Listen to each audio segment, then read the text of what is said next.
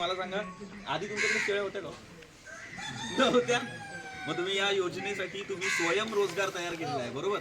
मग ही जी योजना आहे आपली आणि त्याच्यातून तुम्हाला एक वेगळं उत्पादन मिळालं आहे ना.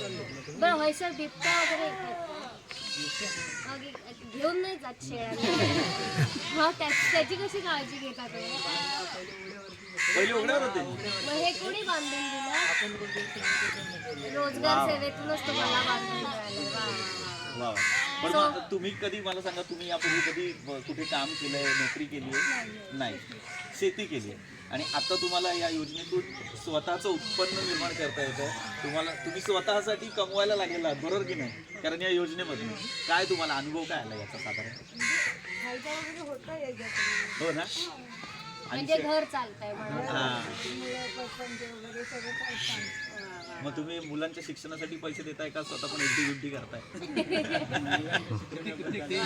आता काय लक्ष्मीच्या घरात लक्ष्मी आलेली आहे, सारखा महिन्याला